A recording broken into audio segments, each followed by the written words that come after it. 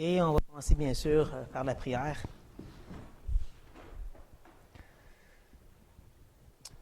Grand Dieu, Seigneur de tout l'univers, Maître tout-puissant, on s'approche de toi très humblement ce matin pour chercher ton enseignement, chercher ta présence, chercher à surtout connaître quel est ce nouvel homme que nous devons imiter, rechercher à être comme ce nouvel homme que tu veux nous présenter ce matin.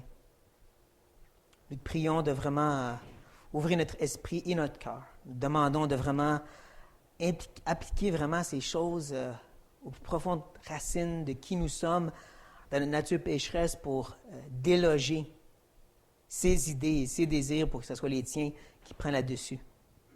Seigneur, on ne veut pas juste voir des règles et se l'imposer, mais on veut voir l'image de Christ présentée devant nous et chercher à la ressembler. C'est plus que juste suivre des règles chrétiennes, Seigneur, c'est d'être comme toi, parce que c'est ça d'être chrétien. On est en toi pour être comme toi, et nous voulons l'être, et nous demandons ton aide pour l'être. Moi, je demande ta grâce, surtout pour pouvoir bien expliquer les choses, pouvoir bien partager, Seigneur, toutes ces richesses qui existent dans ce texte, et que mes frères et sœurs puissent avoir la bénédiction d'en être nourris, d'en être instruits, d'en être transformés. Et Seigneur, que ça puisse continuer à avoir un impact dans ma vie, ayant baigné dedans déjà, mais continuant et continuant. Ce livre de Colossiens est d'une richesse incroyable que je n'avais vraiment pas réalisé au début de mon désir de l'étudier. Et c'est comme ça pour tous ces livres, toute ta parole. Quand on commence quelque chose, on voit à quel point que c'est extraordinaire. Oh, Seigneur, qu'on peut réaliser à quel point c'est extraordinaire de vraiment te connaître, ta parole, et d'y aller à l'exploration. Amen. Bien sûr, on est dans Colossiens, le chapitre 3. C'est sûr que c'est bien parti. Et ce matin, on se prépare de regarder un passage quand même assez grand, 6 versets. La dernière fois qu'on a vu un passage aussi grand, c'est la Christologie du chapitre 1, 15 à 20. Et je dirais qu'il y a vraiment un lien ce matin avec la présentation de Christ qu'on a vu en chapitre 1 et le passage de ce matin. Parce que Paul dit dans Romains qu'on doit revêtir Christ. Et ce matin, c'est un peu ça qu'on va faire. On va voir de long à large, au moins à quelques détails, à quoi ressemble Christ, pour qu'on puisse l'imiter. Et je dirais que c'est vraiment important qu'on n'arrive pas au passage en disant « faut que je fasse ça, puis faut que je fasse ci », mais plus de voir, ça c'est l'image de mon Sauveur. C'est celui que je dis que je suis comme lui, et chercher plus à l'imiter. Mais avant même qu'on le regarde, il faut se rappeler quelques petites choses très importantes. Comment Paul aime travailler avec les grands cercles et les petits cercles, si vous en rappelez. Paul, des fois, il se concentre sur des groupes, même le monde, puis des fois sur l'individu. Et c'est ça qu'on va voir ce matin un peu. Il va se concentrer sur l'Église et sur chaque individu. Il y a aussi, qu'on a vu l'ajout dans le chapitre 3, du vertical et de l'horizontal. Comment notre relation envers Dieu va avoir un impact sur les autres et aussi vice-versa. On va le voir aussi ce matin, ça. En plus, on sait que Paul, des fois, il travaille des pivots. Il fait un changement d'idée par une belle petite phrase. Ça, on a déjà vu les changements dans le chapitre 3. On a vu que du verset 1 à 7, Paul se concentrait sur l'individu, nos inclinaisons, notre relation avec Dieu. Et là, au verset 8, il a comme changé puis il a commencé à parler des péchés envers les autres, comme la colère et l'animosité, et ainsi de suite. Et depuis ce temps-là, il se concentre sur les autres. C'est ça qu'on va voir ce matin aussi. Un autre de ces pivots était dans la semaine passée, les versets 9 et 10. Il a passé du vieil homme, qui nous parlait depuis le chapitre 2, verset 16, au nouvel homme, on va commencer à regarder ensemble ce matin. C'est même un peu le titre que j'ai donné à mon message, « Voici le nouvel homme », parce que c'est ça le passage devant nous. Et je vous dirais aussi qu'il va y en avoir un autre pivot dans notre texte, je vais vous le montrer rendu là, mais on va commencer avec le verset 12. « Ainsi donc, comme des élus de Dieu, saints et bien-aimés, revêtez-vous d'entrailles de miséricorde, de bonté, d'humilité, de douceur, de patience. » Encore une fois, Paul nous rappelle de reculer à l'arrière, de se rappeler qu'on est un nouvel homme, avec des nouvelles relations, qu'il n'y a plus de distinction. Verset 11. « Ainsi donc, il faut qu'il y ait des changements dans notre vie maintenant. » Mais avant qu'on regarde les vertus que Paul nous présente, je pense que ce serait bon qu'on considère deux choses. Que Paul commence avec la doctrine. Il va nous rappeler notre relation avec Dieu avant même de nous dire quoi faire. Encore une fois, important de savoir qu'est-ce qu'on croit. Il va parler du fait qu'on est élu, qu'on est saint et bien-aimé. Et si vous connaissez juste un peu l'Ancien Testament, vous allez reconnaître ces termes parce que constamment, l'Éternel va les utiliser pour ramener son peuple. Il va leur dire, je vous ai choisi. Vous n'êtes pas les meilleurs, mais je vous ai choisi. Il va leur dire aussi, je vous ai mis à part. Allez pas vers les idoles, vous êtes à moi. Il va même leur rappeler combien de fois qu'il les aime. Hein, comme un mari, je vous aime, revenez à moi comme infidèle. Voici qu'il prend tous ces termes-là, Paul, puis il les met tous pour nous. Il dit, ça, c'est nous. On est élus, saints et bien-aimés. Je vous inviterai, si ça vous intéresse, de prendre le temps cette semaine d'aller prendre tous les passages qui nous parlent de notre nouvelle identité, les mettre ensemble sur un document Word et lisez-les à chaque matin. Rappelez-vous à chaque matin, avant de servir le Seigneur, qui vous êtes en Christ. Ensuite, laissez-les découler comme Paul le fait ici. On commence par qui vous êtes, ensuite je vais vous dire quoi faire. Et la deuxième chose, c'est de réaliser que les vertus, les qualités que Paul nous présente, ce ne sont pas, je peux dire, individuelles. Ce n'est pas la sagesse, la foi qui ont un impact sur nos vies. Ils sont relationnels. Ils vont avoir un impact sur la vie des autres. Ça, c'est important aussi à réaliser. Et donc, on commence avec, premièrement, les entrailles de miséricorde. Et le mot miséricorde, tire mot, ça parle d'une compassion, d'une pitié profondément ressentie.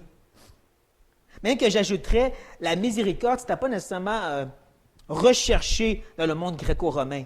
Personne ne voulait vraiment être connu comme rempli de miséricorde. Ce n'était pas pratiqué nécessairement de la miséricorde dans le temps romain.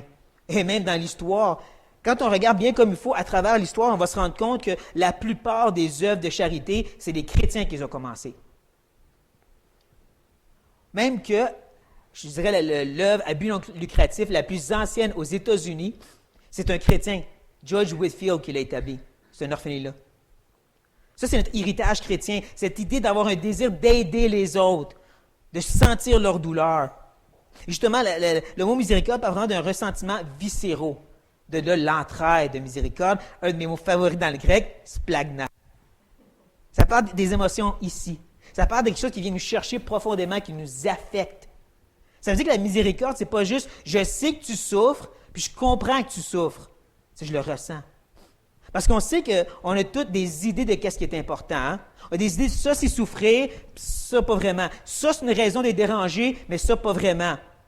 Là, si on prend la situation de la personne puis on va la mesurer à nos standards, on va peut-être pas trouver qu'il souffre vraiment. C'est pour ça qu'on arrive avec nos émotions puis on dit, je vais ressentir qu'est-ce que tu ressens. Notre meilleur exemple, c'est Christ. Hébreu, ça nous dit, il a compati avec nous. Lui, ses standards sont parfaits. Ses règles étaient parfaites. Pourtant, il a ressenti qu'est-ce qu'on souffrait. Nous, des pécheurs qui avaient exactement qu'est-ce qu'ils méritent. Il l'a ressenti pour nous, avec nous. Ça, c'est la miséricorde. En plus, il dit d'être revêtu d'entrailles de miséricorde. Pensez à prendre ces émotions puis les mettre directement sur votre corps. Pensez à cette idée de vraiment être si sensible que dès qu'on entend parler de quelque chose, ça nous frappe et ça nous touche et ça vient nous chercher profondément. Ça nous montre à quel point on est dépendant de Dieu parce qu'il n'y a personne qui est naturellement fait comme ça. En plus, on a ensuite la bonté. La bonté, c'est littéralement la gentillesse en action. Si tu mets les besoins de l'autre avant toi. Et même, j'ai trouvé ça intéressant, le mot grec qui est utilisé ici, c'était aussi utilisé pour parler du vin qui devenait doux. Comme pour montrer que c'est un processus. Personne devient une bonne personne qui veut penser aux autres du jour au lendemain. Ça prend du temps, ça prend de la transformation de la part du Seigneur, comme la miséricorde qui est dépendant de lui. Après ça, on a l'humilité. Je l'ai déjà dit, c'est les pensées basses. Ça, c'est un autre de ces, je peux dire, idées qui n'étaient pas très acceptées dans le monde gréco-romain. Même que dans le langage grec, tous les mots qui sont utilisés pour parler d'humilité, c'était fait avec moquerie, avec sarcasme. C'est un insulte d'être traité d'humble dans le temps des Grecs. Mais nous, on sait que pour la chrétienté, c'est une qualité d'être humble.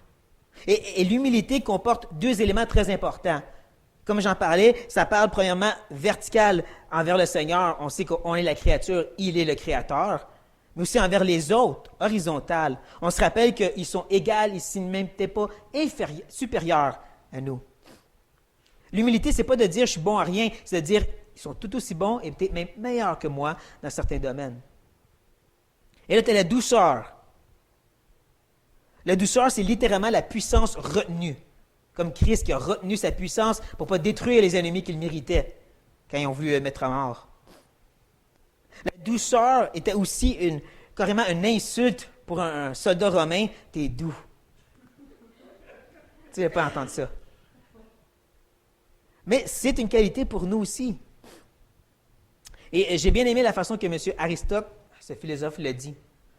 La douceur, c'est la limite entre trop de colère et pas assez. En d'autres mots, c'est d'avoir de la colère au bon moment et pas en avoir au mauvais. Si vous n'aimez pas la colère, pensez encore à la puissance. Pensez au fait que la douceur, c'est pas tu te laisses piler dessus. La douceur, c'est tu sais quand réagir et comment bien réagir. La douceur, c'est quand tu reprends un frère, il ne sent pas comme tu le reprends. Il ne sent pas chicané, il sent plus comme si tu l'aimes et tu donnes un câlin.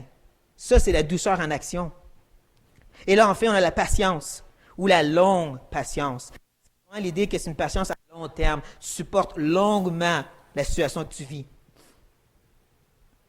Même si on prend cette idée-là de longue patience et on le mesure avec le verset 8 et, disons, l'animosité, ben c'est comme de dire justement que tu supportes longuement la situation sans réagir avec le thumos, sans éclater en colère. Et on voit que Paul veut s'enligner maintenant parce qu'il est rendu au verset 13, il continue à parler un peu de la même chose. On va le voir ensemble. Supportez-vous les uns les autres. Et si l'un a sujet de se plaindre de l'autre, pardonnez-vous réciproquement. De même que Christ vous a pardonné, pardonnez-vous aussi. Ce verset peut être décortiqué en 3 façons. On commence avec, premièrement, l'appel à supporter, l'appel du pardon et l'exemple ultime de Christ. Quand je parle de supporter, c'est le mot ici « anexoumer », qui est un mot composé encore une fois. Anna, on l'a déjà vu, c'est de monter ou de compléter un processus. Et exo, ça veut dire de garder ou d'avoir. Et le mais à la fin, c'est parce que c'est un verbe. Donc, anexoumer, ça veut dire que tu gardes intact qu'est-ce qui est à l'intérieur dans l'épreuve. Ça veut dire que quand un frère vient te blesser, tu ne vas pas succomber à la colère, mais à la place, tu gardes intact cette miséricorde, cette bonté, cette douceur en toi. C'est pas juste je tolère qu'est-ce que tu me fais, mais et que je rage à l'intérieur. C'est je garde cette paix en moi dans la difficulté. Et qui va très bien ensuite avec le fait qu'il parle de plainte. Parce qu'il faut comprendre que le sujet de plainte peut être légitime. C'est pas juste de dire que Paul, il a dit qu'il ne faut pas se plaindre. En réalité, il est en train de dire qu'il y en a des bons sujets de plainte. Il y a des fois, des gens pêchent contre nous, mais tu le supportes et tu le pardonnes. Deuxièmement, l'appel au pardon. Charizoumé. On a déjà parlé de charis, c'est la grâce. Donc, c'est de faire grâce à quelqu'un. Tu ne le mérites pas, mais je te fais grâce. Même que je vous dirais que les 2 fois, c'est pas 3, mais 2 fois que le mot pardonner revient, c'est charizoumé. Christ nous a fait grâce et on fait grâce aux autres en retour. Ça, c'est réciproque. Et ça, c'est intéressant parce que même les exégètes grecs disent que le réciproque peut être compris de 2 façons. Entre d'un côté, on parle du fait qu'il faut apprendre à se pardonner soi-même pour pardonner aux autres. Ça, c'est plus comme les mentalités du monde. Ou il est plus en train de dire, quand tu pardonnes aux autres, tu te fais du bien à toi-même aussi. Tu enlèves cette colère que dans ton cœur en pardonnant. Donc, c'est réciproque dans ce sens-là. Et là, ensuite, comme je dis, on a l'exemple ultime. Il faut pardonner comme Christ. Pas pardonner comme moi je pense que c'est pardonner. Même quand j'ai étudié tous les passages dans la Bible, non, c'est regarde l'exemple de Christ. Il t'a fait grâce, tu fais grâce aux autres comme lui. Et je vous disais tantôt justement qu'il y a juste 2 fois le mot pardonner. Le troisième, il est de trop. Et si vous me permettez, dans la parole de vie, ça termine de cette façon. Le Seigneur vous a pardonné, agissez comme lui. Et même là, je dirais que la fin est un petit peu un ajout des traducteurs pour expliquer. Je ne suis pas un expert, mais en regardant un peu la façon que c'était formulé dans le grec, ça semble dire, comme Christ a fait aussi, 3 petits points. Comme pour dire, pensez-y vous-même, là, réfléchissez, Christ vous a pardonné, donc vous devez suivre son exemple.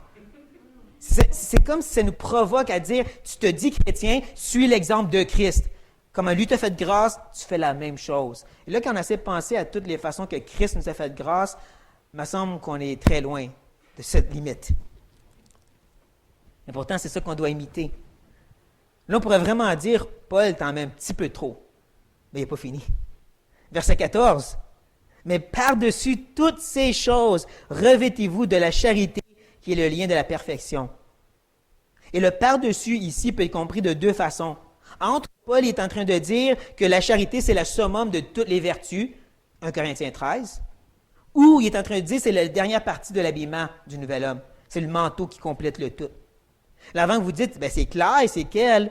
Laissez-moi vous dire que le revêtez-vous, vous voyez en verset 14, avant la charité, revêtez-vous, il n'est pas là dans le texte. Ils l'ont pris du verset 12, puis ils ont dit, ça doit être ça que Paul veut dire.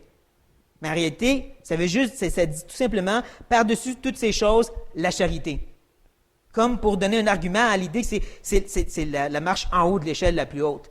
C'est la meilleure de toutes les vertus. Mais vous savez comment moi je me sens face aux hiérarchies. Je suis contre. Je suis contre cette idée de dire qu'il y a des péchés plus pires que d'autres ou des qualités mieux que d'autres. C'est comme quand on dit que l'attribut de Dieu la meilleure, c'est, ça se peut pas. Dieu est un tout. Dieu voit tous les péchés également et il demande toutes les vertus aussi. Hein? Le fruit de l'esprit, c'est 7 morceaux ensemble qui se complètent. Même plus que ça, ce même enseignement qu'on retrouve dans Éphésiens est présenté comme ça. Je vous exhorte donc, moi, le prisonnier dans le Seigneur, à marcher d'une manière digne de la vocation qui vous a été adressée, en toute humilité et douceur, avec patience, vous supportant les uns les autres avec charité, vous efforçant de conserver l'unité de l'esprit par le lien de la paix. On voit premièrement que le lien, cette fois, c'est la paix. Pourtant, ici, c'est supposé la charité. On voit en plus que ce n'est pas une hiérarchie Paul nous présente, mais plus comment un complète l'autre, comme dans un Pierre. Il faut vraiment plus voir, on dirait que la charité, c'est le manteau qui complète le tout. Je suis d'accord avec les gens de la Louis II qui disent, Paul parle ici de l'idée d'être revêtu. C'est le manteau, c'est la dernière partie que tu mets, ou bien c'est la ceinture, parce que dans ce temps-là, les manteaux, tu mettais ça avec une ceinture. Hein, c'est le lien de la paix. Le lien de la perfection. Je suis encore dans Éphésiens ici. Le lien de la perfection. Et perfection, c'est vraiment l'idée, ça complète le tout. Ça complète l'habit. La charité, c'est les épices que tu mets pour compléter le repas. C'est un peu comme, je vois un autre philosophe grec, mais Platon a dit, mais deux choses ne peuvent pas être maintenues ensemble sans une troisième. Ils doivent avoir un certain lien d'union, et la liaison la plus juste est celle qui les fusionne complètement et est fusionnée dans les choses qui sont liées. Pour revenir à notre exemple devant nous, c'est comme si on dirait la charité, c'est l'essence, et les vertus du verset 12 et 13, c'est le moteur de la voiture. La moteur sans l'essence ne marche pas, l'essence toute seule, ça ne fait rien. Tu as besoin des deux ensemble qui se complètent, qui fusionnent et qui fait avancer l'auto. Assez de pratiquer l'humilité sans de l'amour. Ça va être juste un œuvre, ça ne va pas marcher longtemps. Assez de supporter les frères et sœurs sans de l'amour.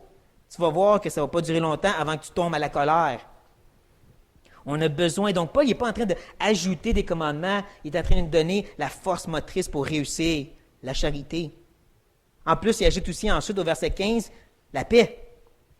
Et que la paix de Christ, à laquelle vous avez été appelés pour former un seul corps, règne dans vos cœurs et soyez reconnaissants. Cette paix de Christ, celle qu'il a promis de laisser à ses disciples quand il a quitté. Cette paix qui est aussi attachée à lui, bien sûr. On est branché sur lui parce que c'est lui qui nourrit cette paix. C'est pas qu'il l'a déposé puis débrouille-toi avec ta paix. En même temps, cette paix, c'est comme un ancre de l'âme qui nous garde lors des tempêtes de l'épreuve. Cette même paix-là doit être mise en pratique de deux façons et dans 3 commandements. Je m'explique. Le premier commandement est mis en pratique, c'est envers les autres. Quand il dit justement à laquelle vous avez été appelés pour former un seul corps. Autant que c'est déjà en train d'arriver que Paul veut faire comprendre qu'il faut continuer à nourrir la paix pour qu'elle continue à être, ça doit être bien entre nous. On sait. Il faut nourrir cette paix parce que sinon, ça ne va pas durer longtemps nos relations entre frères et sœurs. Mais il y a aussi le cercle plus petit, si je peux dire, et le deuxième des commandements et des applications, ça, c'est nous-mêmes, notre cœur. Ça doit régner sur nos cœurs, qui est le mot brabiou. Un mot qu'on a déjà vu en partie dans Colossiens chapitre 2, le verset 18.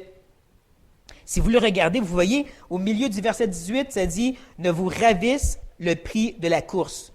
Vous voyez bien ce petit bout en plein milieu du verset 18, « Ne vous ravisse le prix de la course ». Je vais vous dire, je vais vous rappeler ici que cette bout de phrase, en réalité, c'est un mot grec, « katabrabiou ». Et c'est un juge qui peut disqualifier quelqu'un puis l'empêcher de gagner le prix. C'est pour ça que c'est traduit comme ça. Mais dans katabrabiou, il y a brabiou, le juge. L'arbitre qui prend la décision sur comment ça va fonctionner dans la compétition athlétique. Et donc, il faut voir la paix comme l'arbitre qui devrait régner, le juge de la paix dans le chaos qui est notre cœur. Hein, ou est-ce que d'un côté, tu as la chair avec ses désirs et ses passions, et de l'autre, le nouvel homme avec ses désirs et ses passions, puis ça fait un chaos.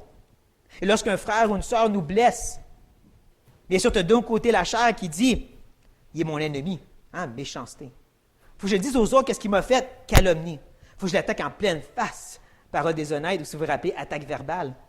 Mais de l'autre côté, tu as le nouvel homme qui dit, non, je ressens, c'est difficile, qu'est-ce qu'il vit. Hein? La miséricorde. J'aurais pu faire la même chose, l'humilité. Je vais le pardonner, et puis s'il faut que je le reprenne, je vais le faire avec douceur. Et c'est là que le juge doit dire, je prends ta décision à toi, parce que je veux que la paix règne ici. Je veux la paix pour l'Église, je veux la paix dans vos relations, je veux justement que ça te fait du bien à toi-même en le pardonnant. C'est ça l'idée que la paix doit régner sur nos cœurs. Elle doit prendre la bonne décision quand la chair dit une chose, puis le nouvel homme dit une autre. Encore une fois, Paul nous donne, comme je dis, ces ingrédients qui vont nous aider à réussir. On doit chercher la paix, on doit chercher ce qui mène à l'amour. Et là, ensuite, on a le dernier des commandements. Soyez reconnaissants. Ce n'est pas nécessairement une application de la paix, mais c'est quand même en lien avec l'idée qu'il faut mettre en pratique quelque chose. Soyez reconnaissants. Et c'est ici le pivot que je vous mentionnais. C'est cette phrase qui fait en sorte qu'on va regarder 6 versets, pas juste 4 ce matin. Parce qu'il connaît ce qui vient avant et qu'est-ce qui vient après. Et oui, je sais que les versets ont été ajoutés plus tard, mais n'empêche que la phrase nous montre que ce n'est pas juste d'être reconnaissant envers Dieu, c'est aussi être reconnaissant pour les frères et sœurs. Les deux sont connectés ensemble. Les deux, c'est un tout dans la nouvelle vie qu'on a. C'est une obligation de dire qu'il faut être reconnaissant pour nos frères et sœurs. C'est ça qui nous amène vers la paix. Je vous l'ai déjà dit, je vous ai mis au défi. Essayez à chaque jour de rendre gloire à Dieu pour une personne dans votre vie qui vous a troublé. Et essayez ensuite de voir si vous allez garder votre colère. Je vous dis que c'est presque impossible. Si tu loues Dieu surtout quand il vient juste de te blesser, puis tu dis, Seigneur, merci qu'il est dans ma vie, c'est dur de garder la colère. Ça marche dans toutes les relations.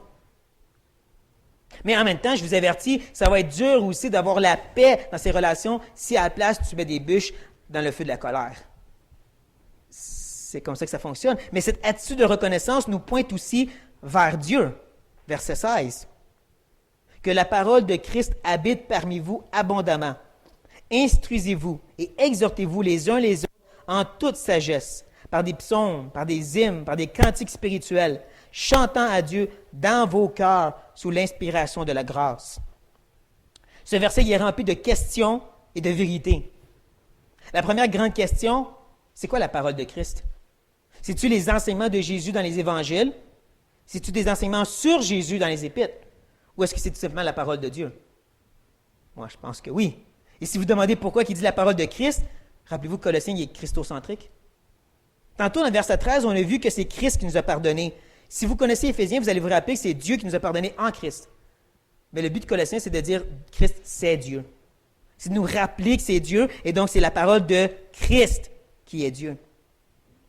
Maintenant qu'on a répondu à cette question, on peut voir 3 vérités sur la parole de Dieu, de Christ. Elle doit premièrement habiter, demeurer, prendre toute la place dans notre cœur, dans nos vies, qui nous montre à quel point on est dépendant de Dieu. Parce que vous pouvez lire votre Bible tous les jours, l'étudier 10, 20, 40 heures par semaine, lire les Puritains tant que vous voulez, elle ne va pas demeurer en vous si Dieu ne s'implique pas. On a besoin de Dieu, on est dépendant. Elle doit habiter, deuxièmement, parmi vous, qui autant nous présente le petit cercle que le grand cercle, autant c'est parmi toutes les gens de l'Église, donc dans nos conversations, dans notre communion, mais aussi dans chacune de nos vies individuelles. Et ensuite, c'est abondamment. Le mot plusieurs. Je pense que vous l'entendez aussi en plusieurs. Dans 1 Pierre, c'est traduit par pleinement. Et dans 1 Timothée 6, 17, c'est traduit par richesse. Juste pour nous montrer, c'est supposé nous enrichir. C'est ça, l'utilisation de la parole. Il faut qu'elle demeure, elle soit parmi nous, et elle va nous enrichir. Mais là, ceci m'amène à une nouvelle question. Est-ce que d'avoir la parole de Christ qui habite en nous, c'est la même chose que d'être rempli de l'Esprit? Et si vous demandez pourquoi, pensez ou tournez même dans Éphésiens chapitre 5. Vous allez voir que les mêmes enseignements du verset 16 et 17 se retrouvent dans Éphésiens 5, mais c'est différemment, ça dit là, d'être rempli de l'Esprit. Donc, est-ce que c'est la même chose que d'avoir la parole de Christ qui habite en nous? Mais moi, je pense que oui. Et je vais vous montrer pourquoi et ensuite pourquoi c'est utile. La première raison, c'est parce que c'est l'introduction. Quand on voit ici ou dans Éphésiens, on voit que c'est comme la force motrice que Paul donne pour pouvoir amener l'adoration nécessaire. C'est en étant rempli de l'Esprit, c'est en étant rempli de la parole. C'est comme ça que tu peux le faire. Deuxièmement, on sait à quel point que l'Esprit et la parole sont interconnectés, même de façon des fois indissociable. Comment l'Esprit utilise l'eau de la parole pour nous nettoyer et prendre sa place. Et comment la parole est dépendante de l'Esprit pour pouvoir demeurer en nous. Et comme je viens juste de dire, on est dépendant de Dieu pour que la parole demeure, comme on est dépendant de Dieu pour être rempli de l'Esprit. Il n'y a pas de 4 étapes pour être rempli de l'Esprit, ce n'est pas dans la Bible ça. C'est dépendant de Dieu. Et dernièrement, je vous partagerai un petit verset que, comme Dieu a fait un clin d'œil dans ma lecture. « Voici mon alliance avec eux, dit l'Éternel. Mon esprit qui repose sur toi et mes paroles que j'ai mises dans ta bouche ne se retireront point de ta bouche, ni de la bouche de tes enfants, ni de la bouche des enfants de tes enfants, dit l'Éternel, dès maintenant et à jamais. » Est-ce que vous voyez le lien, comment l'esprit et la parole demeurent en Ésaïe? Et bien sûr, ça fait partie de la promesse aussi, c'est sa parole et son esprit qui va être en nous, dans nos cœurs. Il y a comme un lien vraiment spécial. Comme je dis, c'est la force motrice. On dépend de l'esprit de la parole et de la parole de l'esprit pour enseigner et pour adorer. Le reste du verset. Où est-ce qu'on voit que Paul, encore une fois, nous présente l'aspect positif et négatif. D'instruire, c'est comme de construire, et bien sûr, d'exhorter, c'est comme de briser ce qui n'est pas bon. Tout ça avec sagesse. Si vous vous rappelez un peu le chapitre 1, verset 28, vous allez rappeler que le ministère de Paul avait justement de l'instruction, de l'exhortation et tout ça avec sagesse. C'est la même chose que lui faisait. Mais là, nous, on comprend que tout ceci, ça se fait par de l'adoration. Sur l'importance d'avoir de l'adoration qui est centrée sur le fait d'enseigner, d'exhorter et faite avec sagesse. Mais là, on fait attention de ne pas prendre les 3 choses qu'il nous mentionne puis de dire, voici les 3 règles à suivre. Il faut qu'il y ait des psaumes, il faut qu'il y ait des cantiques ou il faut qu'il y ait des hymnes. Sinon, c'est pas bon. Parce qu'il y a un problème avec ça, c'est que c'est tous des termes ambigus. Littéralement parlant, le mot psaume, ça veut juste dire un poème chanté. C'est ça, les psaumes. Ça peut être les psaumes de l'Ancien Testament, c'est sûr. Et hymne, c'est encore plus ambigu que ça veut juste dire célébration. C'est juste ça que le mot veut dire. C'est comme si on aurait pu le traduire ici avec des célébrations. Qui va peut-être déranger certains pasteurs baptistes, mais c'est ça que le mot dit. Étant ça, les cantiques spirituels, ça veut dire littéralement de fredonner dans ton cœur une mélodie. Ça veut dire d'avoir la joie qui s'exprime par un refrain que tu répètes. Tout ça en train de chanter à Dieu dans vos cœurs. Tu as quelque chose qui se passe ici et tu veux l'exprimer en chantant à Dieu. Sous l'inspiration de la grâce, qui peut être compris aussi de 2 façons. Autant que ça peut parler de cette idée d'être rendu puissant par la grâce nous motive, nous rend capable de louer Dieu, ou cette idée en méditant de la grâce revient à l'idée d'être instruit et d'être exhorté. Les 2 sont aussi bons, ça nous montre à quel point on est dépendant, bien sûr, et qu'on a besoin d'instruction. Mais ça nous montre à quel point, quand il y a quelque chose qui bouillonne dans notre cœur de joie, ça devrait pas être un temps pour être des imbéciles qui niaisent entre nous, mais de louer Dieu parce qu'il a mis cette joie-là dans notre cœur. Et de le servir au verset 17. Et quoi que vous fassiez, en parole ou en œuvre, faites tout au nom du Seigneur Jésus, en rendant par lui des actions de grâce à Dieu le Père. Paul veut vraiment mettre une emphase marquée sur le tout ici. Quoique, c'est un autre mot qui veut dire totalité. Ce n'est pas exactement le même que tout, ça c'est un autre mot grec, mais c'est quand même, on voit que Paul s'enligne sur tout. C'est comme s'il dit la totalité de ce que vous faites. Je répète ici, tout ce que vous faites. Hein, Philippiens 4.4, je le répète, réjouissez-vous. Je le répète ici, tout veut dire tout. Je vais donner un exemple. En parole et en œuvre. Et le mot œuvre ici, c'est le mot ergon. Ça parle d'une action qui vient d'un désir. Je l'ai déjà dit, ce n'est pas mauvais d'avoir des désirs. Même qu'on pourrait dire, Dieu lui-même a des désirs. Je ne sais pas si vous le savez, Dieu désire se glorifier. Juste que nous, on réalise que le seul bon désir, c'est ce qu'on apporte devant Dieu puis qu'on dit, je veux te glorifier. C'est comme ça dit dans les psaumes, hein? Fais de Dieu tes délices et il va te donner les désirs de ton cœur. Mais ça nous montre que justement, c'est de prendre les désirs, les choses que vous voudrez faire, puis de les mettre devant le Seigneur. C'est ça que ça veut dire dans le nom du Seigneur. Ce n'est pas une phrase magique qu'on ajoute à notre prière. Ce n'est pas la croix baptiste. Vous savez, au nom du Père, du Fils et du Saint-Esprit, hein? Au nom de Jésus-Christ, je demande ceci, Amen. C'est pas ça. C'est une attitude qui est dépendante et qui se dit qu'est-ce que Dieu veut. Quelle est la volonté du Seigneur? C'est une bonne question à se poser ici. C'est de tout simplement dire, est-ce que je pourrais demander au Seigneur de bénir qu'est-ce que je veux faire ici? Bénir ce que je viens juste de dire ou bénir ce que je pense. Pas juste dans le sens bénir très simple qu'on dit tout, là, mais vraiment, Seigneur, je veux que ça te glorifie ceci. Peux-tu vraiment dire ça? Peux-tu vraiment lui demander, Seigneur, bénis la parole de frustration qui vient de sortir de mon cœur? C'est ça qu'on doit se demander comme question ici. Et comme je dis, c'est pas de faire une abnégation totale de tous nos désirs puis de dire c'est mauvais d'en avoir. Au contraire, c'est de dire qu'on les met devant Dieu et on s'attend à lui qui nous guide. On est ses esclaves, on est sa propriété. Il décide et on fait ce qu'il demande. Je ne connais pas aucun esclave qui faisait ce qu'il voulait, mais qui allait passer au maître qui disait qu'est-ce que toi tu veux. Moi, ce que je vois ici, ça me fait penser un peu à ce que Paul dit à Timothée dans 1 Timothée chapitre 4. Lorsqu'il parle que dans les derniers temps, il de marier, puis de plein de sortes de bonnes choses, puis voici sa réponse à Paul. Car tout ce que Dieu a créé est bon, et rien ne doit être rejeté, pourvu qu'on le prenne avec action de grâce, parce que tout est sanctifié par la parole de Dieu et par la prière. Comme pour nous montrer que ça commence avec « Seigneur, qu'est-ce que toi tu veux? » Il nous le montre, et quand il nous le donne, on le loue. On a une inclinaison, on a un désir, on veut faire quelque chose. Seigneur, qu'est-ce que toi tu veux? Oui, merci Seigneur. C'est pas mauvais. Lisez la Bible, c'est dans la Bible cette idée-là. Dieu veut nous donner des choses qu'on a le désir de faire. C'est juste dans sa volonté. Ce qu'on a devant nous, en réalité, frères et sœurs, c'est une recette. Une recette très compliquée, mais qui en vaut la peine. Une recette qui a aussi des épices. Puis, comme n'importe quelle recette, si tu ne mets pas tous les ingrédients, tu vas la manquer. Mais quand tu réussis, tu te régales et tu te réjouis comment c'est bon. Si on en revient à la place au texte, disons que les versets 12 et 13, c'est les ingrédients de base, et 14 et 15, c'est les épices. Donc, si tu essaies de pratiquer l'humilité sans l'amour, comme j'ai dit, ça se peut que ça ne marche pas trop bien. Si tu n'as pas la paix avec la patience, ça ne marchera pas trop bien. Mais quand on met tout en pratique et qu'on met tous les ingrédients ensemble, là, on arrive à être rempli de réjouissance envers le Seigneur. On est reconnaissant pour ce qu'il a fait. On lui rend grâce. Mais on réalise aussi que pas parce que j'ai réussi une fois, ça veut dire que je réussis à toutes les fois. Pas parce que je fais tout parfaitement comme ça. Hey, j'ai suivi la recette à la lettre. Pourquoi je ne l'ai pas réussi cette fois? Ce n'est pas l'attitude à avoir, c'est de dire, Dieu dit que c'est comme ça que ça marche. Si je le fais, c'est ça que je dois faire. Ça, c'est le nouvel homme. C'est à ça que je dois ressembler. Frères et sœurs, je vous invite ce matin de vous faire plaisir. Oui, j'ai bien dit, faites-vous plaisir ce matin. Réalisant que vous êtes une nouvelle créature en Jésus-Christ, bien sûr. Et que le vieil homme doit être mis à mort et le nouvel homme doit être nourri par la recette qui est devant nous. C'est comme ça qu'on va le régaler. C'est comme ça qu'on va pouvoir se réjouir dans le Seigneur. Demandons-lui son aide pour ceci.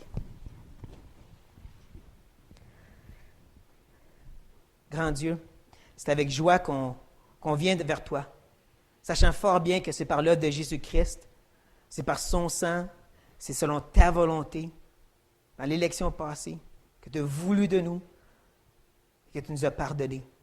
Ô Seigneur, de méditer sur le grand pardon que tu nous as offert. Le fait que tu ne changes pas jamais d'attitude envers nous dans ton si grand pardon.